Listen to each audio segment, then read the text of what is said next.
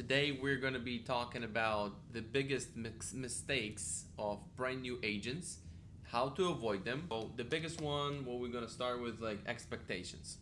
You know, a lot of agents have a little bit wrong expectations. Yeah, a lot of newer agents that we see come in, Yeah. usually the main thing they say, I like real estate because of a flexible schedule. Yeah, That's that's like, right. That's like number one. Yeah, flexible schedule. Wait till you get a client, right? Yeah, actually, it's the other way around. Yeah. No, it doesn't have a flexible schedule. It's more like 24/7 because you have to represent your client. Basically, you work when your client doesn't work. Right. That's when you And work. then when you have a lot of them, that's when Yeah. you work a lot. But Yeah. also, like, it's a business too. You know, like real estate sales, it's not just I'm coming in for work. It's Yeah. 9 to 5. Give me the work. I'll do it or not do it. I'll still get a paycheck on Friday. This is, you know, you're getting into a sales business. This is a business. You have to have like a business mind Yeah. that you need to generate the business and then service the business and then you get paid. Like when you open the restaurant, good location will already give you some business, but you Right. have to spend money on equipment, lease, the build Advertising. out, all that stuff. Here in real estate, you get in, there's no cost, pretty much, It's other cheap, than the cheap license. to get in. You know, like $1,000 to Yeah. get in. Yeah. But then it requires a lot of work, a lot of energy to get things moving. Yeah. So, for somebody who's expecting this to be easy, or like I'm just gonna be there when people want me, they'll call me, and then I'll have a lot of business. It's not gonna work like that, you know. Yeah, So that's what I'm seeing. there's a saying, you know, you get what you give. Right. You first have to give. Yeah. We'll talk about. We have them all listed here, but like as soon as like because I had wrong expectations too. Mhm. Like when I got into the business, I didn't know it's going to require that much stuff. Yeah. Like I have to really work really really hard. It's not that easy at all in the beginning. People don't trust you. You don't have the scripts lined up. You don't know what to say. You don't know what to ask. You don't even know because you know that you don't know. That's why you're afraid of saying, and you're even afraid of those clients because what if they know more than you? You're like, you know, Exactly. Yeah. it's hard in the beginning. So it kind of leads us to another one is Yeah. the mindset. Right. So a lot of agents that we see, they come in. You know, it's important to try and learn as much as you can in the beginning. Yeah. But also try not to put up like a barrier where you're like, okay, first I need to learn everything, then I'm gonna be ready Yeah, to sell. for sure. You know, sometimes, you know, you learn on the field. For sure. You cannot know everything 100% ahead of time. So kind of going into that mindset, you gotta explore different routes. Like you're not only showing properties, writing contracts. You also Yeah. gotta know like some basics about loans. Like Julia, a good example. She just closed the house yesterday. She started, I think, a month or two ago. You give her some classes, and on the classes, she's like, "I need to write an offer. Let's write Yeah, an offer. yeah. I don't know how to write an offer. You know, like how do I?" She already found a house that the clients liked, and she didn't know how to write an offer. We wrote an offer, and then she was figuring out everything on the go. On the go, and she yeah. figured it out, and she closed the deal. Yeah. And she cashed like a $12,000 check or something. Yeah, because it's good because you see like she wasn't scared. She didn't have a fear. It's 'Cause very, but it's rare.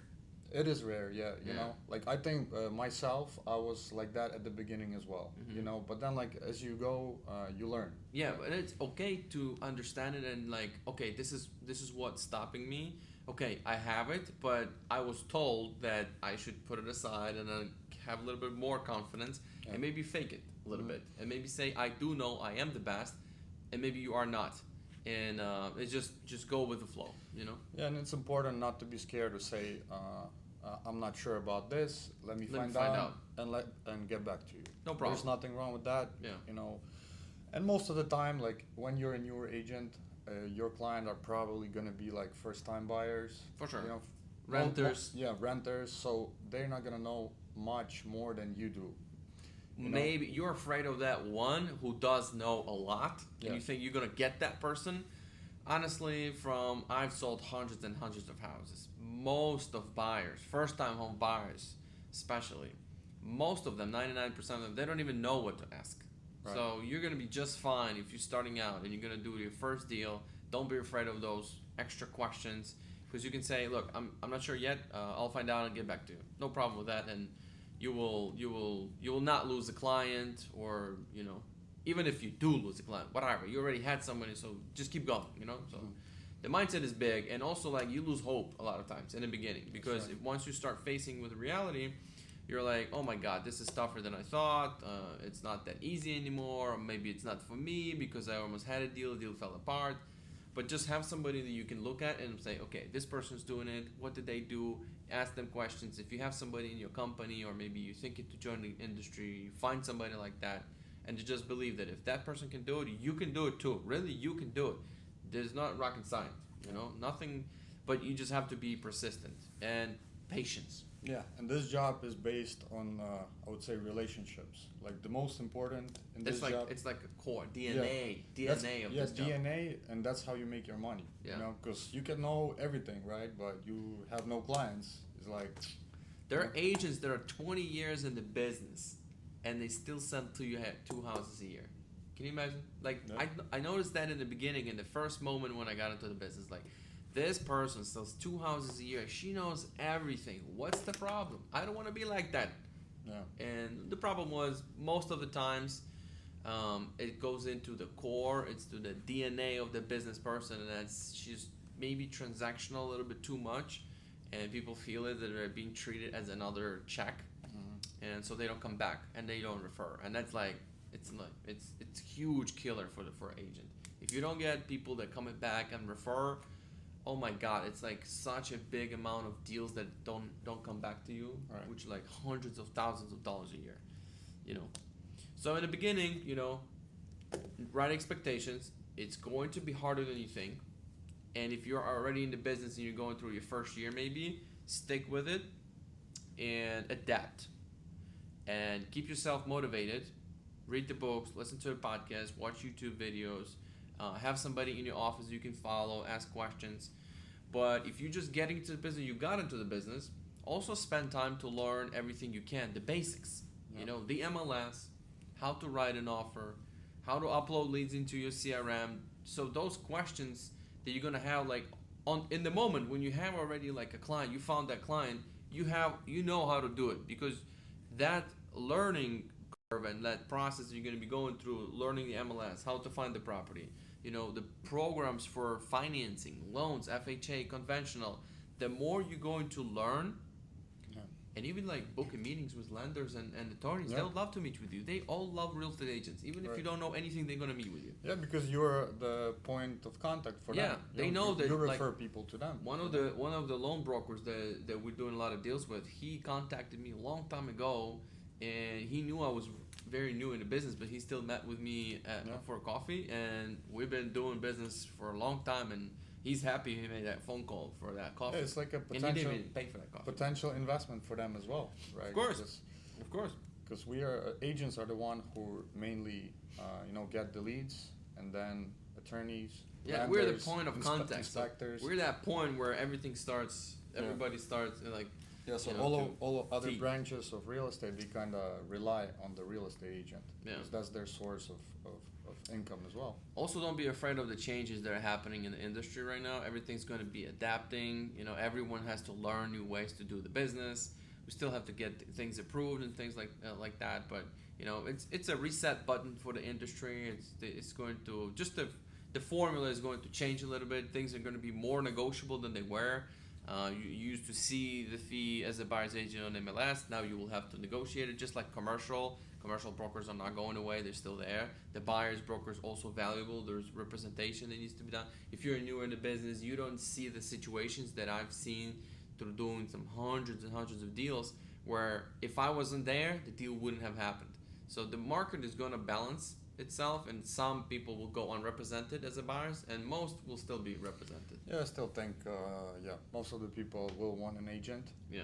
Because we spoke the other day, you mentioned I thought about it. Really, it's the only industry where like a 20-year agent gets the same kind of commission as the brand new agent. Yeah.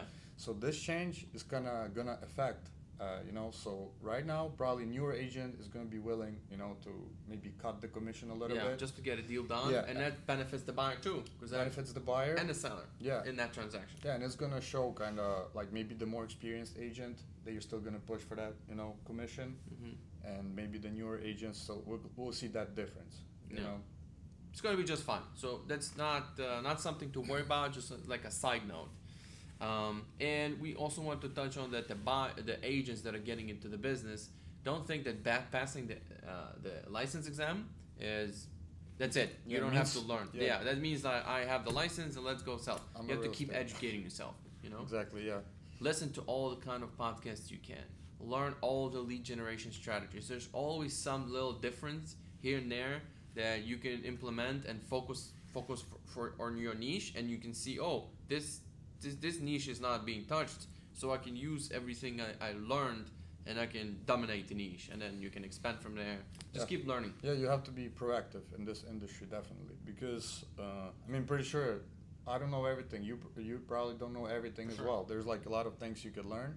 So the more you know, the better it makes you as an agent, and the better service you can provide to your clients. Yeah, always keep learning. Always stay motivated. This business could be a very lucrative and very good. It's just you need to invest into it. You have to pay forward, and you have to stay patient. Yeah. Because you can be working hard for 1 week, but it's not going to produce results. So working hard is one thing, but being persistent and patient, stay with it, stick with it, be patient. The results are coming. And just wanted to kind of motivate and then give out some, little mistakes that brand new agents, newer agents are doing that we see. We've done them too. That's pretty much the reason why this industry has a failure rate of like 87% in the first 5 years, something like that. Just because the barrier is low. Yeah. And pretty much it's because it gets flooded with a lot of agents that just do a deal here and 0 deals there. And then there's an agent who does 40 deals. If you take it seriously, you can take it to whatever. There's no limit. Yeah, no limit in the industry. There's a limit when you get to like 40 deals a year. Well, yeah. As a single agent, then you you need some help because managing you got no time to live. But now you hire somebody to help with paperwork maybe. That frees up your time to talk to people. Then you're a little bit more tired because now you're negotiating deals on Saturdays and Sundays. You got no weekends for yourself. So maybe then you need some help from another agent, and then you start growing. But honestly, in terms of like the income, that's something like I'm gonna share. Mm-hmm. In terms of income, it's the best to stay. If you are okay with being the producer and just producing all the income yourself, it's good to stay a single agent up to 50 deals. Mm-hmm. It's like no expense. No. Everything is pure profit, except for gas. Mm-hmm. You got no overhead, you got no payroll, you got no marketing really budget. If you focus on your database, on your sphere of influence, you can do 40 to 50 deals. It's the leanest business that you can have. Right. But it all depends on you. So if you got sick, deals not happening, showings not happening, you might lose clients. So there's a downside to it. But it's a stress-free type of, you got no overhead, you don't have to worry about the bills, covering up some marketing budget because there's agents that are spending money on Zillow leads, on Realtor.com leads, Trulia, all sorts of leads. You got credit card running every single month and it's expensive, so you kind of maybe freaking out. Oh, these leads, we need to touch on them.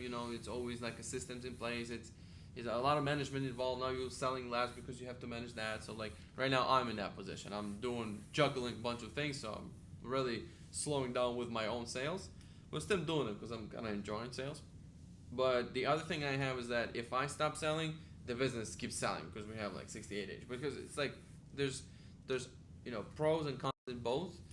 Mm-hmm. But like for a single agent to still delineate, so you don't have to hire no assistant, don't hire no agent. It's like 45 deals is like. Yeah, and it's possible because we have agents here who do that. 40 to 50 deals a year, so it's like a proof that it's possible being a sole agent to do that, Yeah, it's very manageable too. 40 to 50, you have time for vacation, you got time. It's like you're living a good life. Yeah. And on that note, we're probably gonna end this. Yeah, so never give up, stay consistent, and be proactive.